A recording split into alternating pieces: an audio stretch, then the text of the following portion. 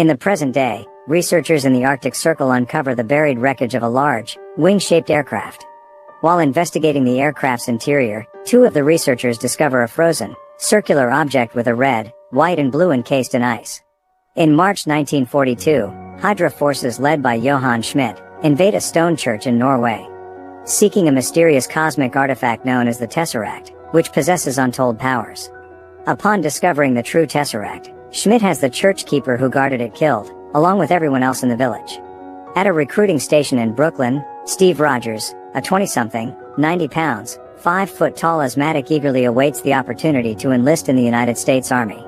The Army doctor gives a once-over to Steve's medical file, which reads like that of a 90-year-old man, and rejects Steve's application as the military 4F, as this is his fourth failed attempt to enlist. Depressed, Steve goes to a war fair with his friend, Bucky Barnes. He watches as Playboy inventor Howard Stark unsuccessfully demonstrates a flying car. Steve breaks away from the group and goes to another recruiting station. Bucky catches up with him and asks how Steve intends to forge his application this time. Unbeknownst to them both, Dr. Abraham Erskine, while passing by, eavesdrops on their conversation. He is fascinated by the gumption of Steve. Bucky wishes Steve good luck on his latest application, and Steve heads into the recruiting station for his 5th physical. Inside, Steve sits on an examination table and grows nervous when Dr. Erskine enters the room. Dr. Erskine has all of Steve's prior applications on file. Concerned by Steve's failed applications, Erskine tests his character by asking if his insistence on applying for military service is driven purely by a desire to kill Nazis. The young man sincerely reveals that he is not a killer at heart, but does not like bullies regardless of their origin. He also shows little concern when Erskine reveals that he is German by birth. Won over by Steve's strong will and unwavering conviction, Erskine enlists Rogers as a candidate of Project Rebirth, a super soldier experiment being conducted by the Strategic Scientific Reserve under the supervision of Erskine, Chester Phillips, and Peggy Carter. During his basic training, Phillips is unconvinced by Erskine's claims that Rogers is the right person for the procedure, but relents after seeing Rogers commit an act of self-sacrificing bravery. The night before the treatment, Erskine reveals to Rogers that Schmidt underwent an imperfect version of the procedure and suffered negative side effects due to his inner ambition for power and obsession with becoming a superior man. However, he reassures Rogers that he chose him because he believed Rogers was an inherently good man, and one that, because he had been weak his whole life, would not lose respect for the strength he would gain. In a secret military installation high in the Alps, Johann Schmidt brings the glowing cube to Dr. Zola, his hydro weapon specialist. The cube's seemingly limitless power enables Schmidt and Dr. Zola to power unstoppable energy guns and cannons, intending to use the power to fuel Zola's inventions. Meanwhile, Schmidt, having discovered Erskine's location, dispatches an assassin to kill him. Peggy and Steve enter the antique shop, and exchange passcodes with an old woman manning the register, and descend into a secret military bunker concealed within. Peggy leads Steve to the heart of the bunker, where they find Dr. Erskine preparing a medical capsule along with Howard Stark, and Colonel Phillips rubbing elbows with senators and dignitaries. Steve is told to remove his shirt and sit in the capsule. Stark describes that the procedure will first mean injecting muscle regenerators into Rogers' major muscle groups, which will then be bombarded with Vita rays. Erskine has made no secret of the pain Steve will endure, but promises he'll come out stronger. Carter bids Steve good luck and joins Phillips in the overhead viewing chamber. Erskine's serum is injected into Steve's muscles, and Steve is enclosed within the Vita ray capsule. The capsule glows brightly. Steve yells in pain but also tells them to continue, and the procedure is quickly completed. When the capsule is shut down, Steve comes out a foot taller and 100 pounds heavier with solid muscle, which is just the most superficial aspects of his body artificially raised to the maximum human potential. Everybody, including Phillips, celebrates the success of the procedure, and descends from the viewing chamber to congratulate Erskine. After witnessing the success of the experiment, one of the attendees reveals himself to be Schmidt's assassin, Heinz Kruger. The assassin stays behind, placing a small satchel on a chair. Moments later, the viewing gallery explodes. Kruger descends the stairs and fatally shoots Dr. Erskine, killing him. Kruger grabs the last vial of the super soldier serum and escapes the facility into the streets of New York. Rogers runs after Kruger, using his new strength and stamina to run down Kruger's car on foot. Despite attempting to escape in a submarine, Rogers manages to catch Kruger, but the vial of super soldier serum is broken in the process, and the assassin immediately commits suicide by cyanide pill before he can be interrogated for information. With Erskine dead and the super soldier formula lost, the SSR is ordered to join the war and engage Hydra directly.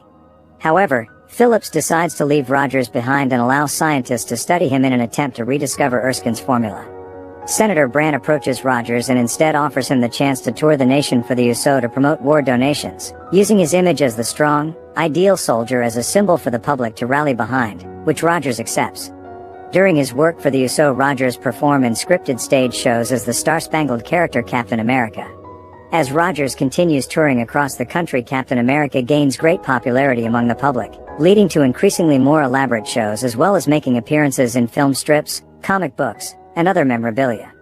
Although Rogers is happy to be contributing towards the war effort, he grows increasingly weary of being paraded around while not being able to have a more direct role alongside those actively fighting. Meanwhile, Schmidt unveils his new Tesseract-powered weaponry to 3 Nazi officers sent to oversee his operation. They ridicule Schmidt, saying that the Nazi party no longer takes him and Hydra seriously due to his obsession with magic and the occult, and playfully refer to him as the Red Skull. The Führer feels, how does he put it? The Red Skull has been indulged long enough. A name that infuriates Schmidt. Schmidt takes the 3 to his weapons lab where they are shown his unstoppable energy weapons and a strategic map of Europe dotted with targets. One of the 3 notices a target hovering over Berlin and confronts Schmidt. Schmidt quickly vaporizes the 3 Nazi officers. Schmidt announces that Hydra has disbanded from the Nazi party and is now enemies with the world. Schmidt uses this moment to declare his secession from the Third Reich, claiming that Hydra could grow no further in Adolf Hitler's shadow and will now follow his agenda. Hydra continued to siphon energy from the Tesseract, using the stored energy to create a variety of weapons and integrated it into a range of vehicles and other technology, quickly giving the faction the potential to become a major threat to the war front and the world at large. In November 1943, while performing for active servicemen as well as encountering his colleagues from the SSR, Rogers learns that Barnes' unit was lost in a battle against Hydra. Despite Phillips' insistence on the futility of the situation, Rogers refuses to believe that Barnes is dead and becomes determined to mount a solo rescue attempt, receiving help from Carter and Howard Stark, who flies them both over the battlefield in his private plane. Steve surmises that Stark and Carter have a relationship and bashfully withholds his feelings for her. Just as anti-aircraft guns from Hydra begin firing on Stark's plane, Steve parachutes in, while the other 2 escape back to safety. Steve stealthily makes his way into the Hydra base, taking out numerous guards in the process. Rogers manages to sneak into Hydra's main factory where he finds and frees most of the captive soldiers, who begin a riot and start escaping while Rogers continues on to find Barnes. Steve makes his way through the facility and happens across Bucky, who is tied down to an operating table, and has quite obviously been tortured. Steve also notices an oversized tactical map mounted on the wall, with various marked installations. Steve frees Bucky, who is surprised to see that Steve is taller than him, and commits the map to memory. Schmidt, seeing the prisoners escaping and Rogers moving through the facility, sets the factory to self-destruct to cover Hydra's operations and evacuate to another facility. As the building begins to detonate, Schmidt confronts Rogers on a high catwalk where he makes light of his similarities to Rogers following their mutual use of the super soldier serum.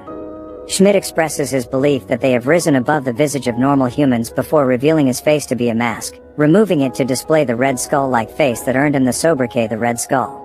The Red Skull escapes the exploding facility in a strangely designed private plane, while Zola sneaks away in Schmidt's roadster. Steve and Bucky have a huge divide to cross to their freedom. Bucky crosses a trembling, buckling support beam and manages to cross to safety moments before the beam plummets into the fire below. Left with no other option, Steve backs up as far as he can and leaps over the burning chasm. Rogers leads Barnes to the roof where they both barely manage to escape the factory themselves before regrouping with the escaped soldiers and marching back to base. Following the liberation of the Allied prisoners, Rogers gains his superior officers' respect and acknowledgement as a soldier and is given high rank and the chance to fight as Captain America, as a key figure on the war front opposing Hydra directly. The news of Captain America's success on the battlefield has swept over the world, but Rogers does not appear for his medal from Congress. The reason for that absence is in London, where Steve gives Phillips and Carter his best recollection of the Hydra base map and tells them that he intends to go to those bases and destroy them one by one, and wishes to recruit a team of men made up of those he liberated in Italy. Steve meets the Howling Commandos in a bar and they eagerly accept the offer. While there, all the men are surprised as Peggy enters dressed in a form-fitting cocktail dress. She ignores all the men, including Bucky, and flirts with Steve, telling him that she'd love to have a dance with him someday. Howard Stark outfits Rogers with advanced equipment, including a durable, custom combat uniform and a circular shield which is made of a metal called vibranium. which is lighter than steel and is vibration resistant and will absorb heavy impacts. For the next 2 years, Rogers and his Howling Commandos lead a strong offensive, sabotaging various Hydra operations, much to Schmidt's frustration. In 1945, the team later assaults a train carrying Zola. Rogers and Barnes engage in a fight with the soldiers on the train, during which Barnes falls from the train into an icy river below to his apparent death, while the soldier locates Zola on the train and captures him. Rogers is deeply affected by the loss of his best friend and is convinced by Carter to use his sorrow as motivation to put an end to Hydra for good.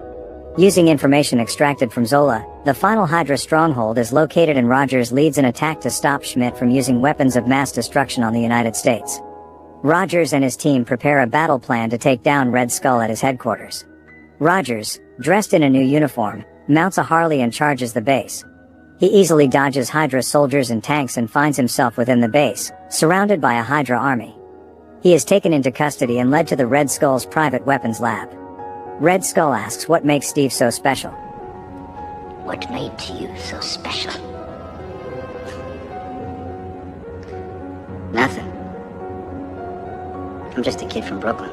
Moments before members of his team zipline into Red Skull's office.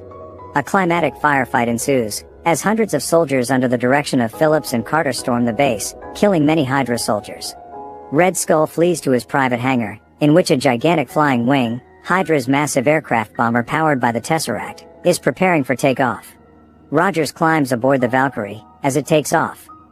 He sneaks into the craft where he finds dozens of plane missiles, each labeled with a different major American city. Inside the large cockpit, Captain America and Red Skull have a fisticuffs battle. Red Skull fires his cube energy pistol at Steve, who easily deflects the shots using his shield. A shot is deflected into one of the cockpit's center consoles, which contains the Tesseract. Schmidt physically handles the Tesseract, which opens a wormhole into space, sucking him into it in bright light. The cube falls to the floor, burning through the plane and falling into the ocean. Seeing no way to land the plane without the risk of detonating its weapons, Rogers instead crashes it on the Arctic shelf while making a sorrowful goodbye to Carter, making a promise to take her dancing, knowing he would never be able to make the date. Stark later recovers the Tesseract from the ocean floor but is unable to locate Rogers' body or Schmidt's aircraft. Rogers awakens in a 1940s-style hospital room. Deducing from an anachronistic radio broadcast that he was out of place, he flees outside into what is revealed to be present-day Times Square, where Nick Fury tells him he has been asleep for nearly 70 years. Stunned by this revelation, Rogers' only response is that he had a date. A year later, Fury approaches Rogers, proposing a mission with worldwide ramifications.